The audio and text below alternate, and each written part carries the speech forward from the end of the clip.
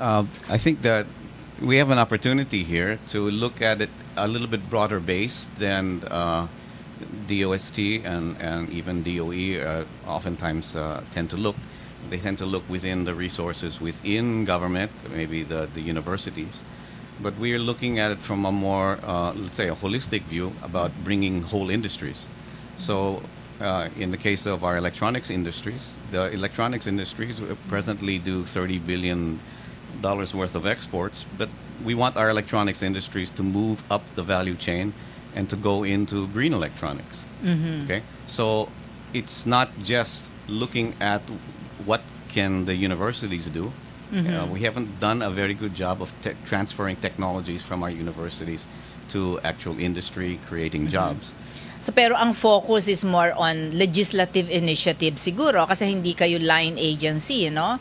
In that sense, it's highly legislative, but actually because most of us are technical people, it's a technical strategy that has to be developed. It's science and technology, and not just creating laws. But so we're actually suggested that we create new institutions, that industry lead the R&D, the R&D done in the university. Or the schools also, yes. Yes, diba? the R&D that they have actually a partner from almost from the early stages, so that we don't have this gap between work that gets done in the universities and it never transitions anywhere. And we need to come up with a different way of approaching the problem. Maganda yan, Doctor, kasi alam mo, bilangin mo na lang kung ilang yung mga masteral and PhD thesis, no, na ginagawa, no, na afterwards ay napupunta lang sa mga taguan, no, na hindi napapakinabangan. Sayang masyado yung effort, hindi ba? For example, in the field of IT, I feel very strongly about the fact na napaka baba nung ating pinasukan na call centers, no? And marami naman tayong thinkers. We can do a lot more designing, systems design, and yung medyo yung value added at yung even the economic value of the work is higher, hindi ba? Sana ganun yung gawin natin, and I hope you will be able to help make that happen, no? Yes, COMSTE is we're rolling out a project to do several hundred telemedical clinics in the Philippines, so we can use IT to better the barangay level health. At the same time, that kind of interface where a doctor in St. Luke's can actually work with a patient in Balay Bukidnon over IT. That same technology that we can develop can become the information technology front end for medical tourism. Okay. So we are suggesting kind of a dual use for that kind of technology. Deploy it so we better our lives and people see science and technology affecting their lives every day. But we can also turn it around and we can have an IT front end for medical tourism that is second to none. So that's the kind of strategy. It's a technical strategy. Well, nabanggit mo yan because health is really wealth, no? At yun yung palagay ko really priority, health, education. And napaka laki ng pangangailangan dito. Siguro, I hope yung pork barrel ng ating mga legislators mapunta dyan sa building the infrastructure, no? So that there will be a highway through which itong knowledge that is available here and abroad, no, can pass through so that they will reach our people, di ba? So lalo na tayo, we are an island country, no, puro mahirap na to reach, no, yung mga islands natin. Kung lahat na yun merong tayong IT, no, may mga computers tayo, may internet connection tayo, hindi na kailangang tumawid pa ng mountains and ang ating mga mamamayan, makakakuha sila ng magandang assistance in order to address yung kanilang mga health problems, no? Naniniwala ako talaga na marami tayong magagawa dyan, ano? Itong gusto kong maintindihan what Miss Alelie Funcell is doing, no?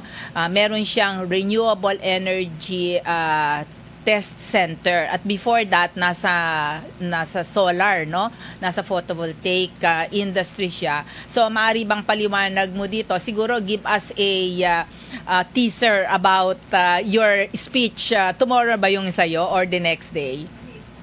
Okay. So, sige nga, Yeah. can we hear from you on this? I mean, I'm not actually here to represent RETC, which is a new company. I'm here to support COMSTE in their drive to for renewable energy, how to implement renewable energy here in the Philippines. Particularly solar. Solar, yes. Okay. My experience is more in solar. I developed a product in solar and for panels for solar cells.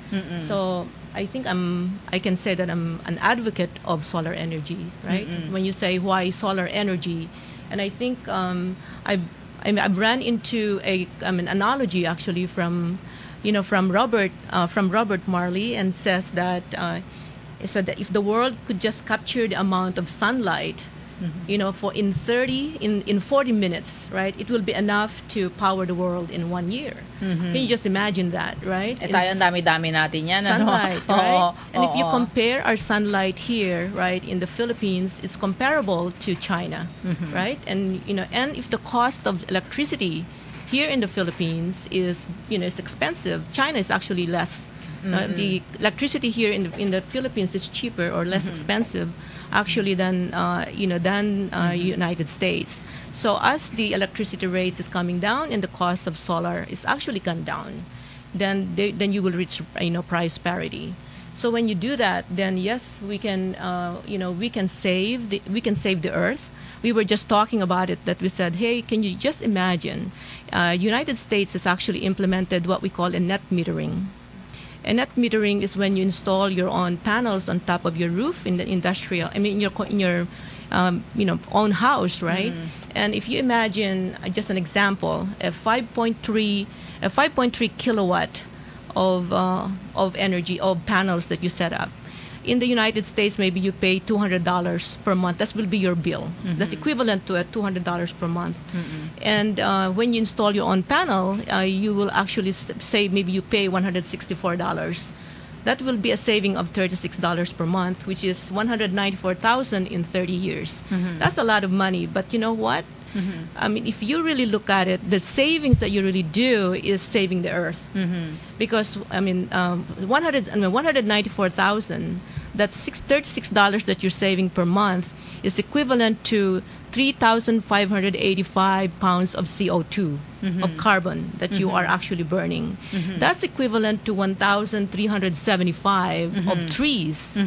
So, You merong can just imagine. incentive for you to use solar panels. That's right, yes. And ano yung incentive doon? So when you get the metering, I don't understand well yung mechanics ng net metering, no? Yes. So you meter how you use it, and then ano yung magiging incentive mo? So net metering is actually when you set up your panels. You set up your panels on top of your roof, and it generates electricity, right? So you capture the sun, and that sun energy translates into electrical or power energy, right?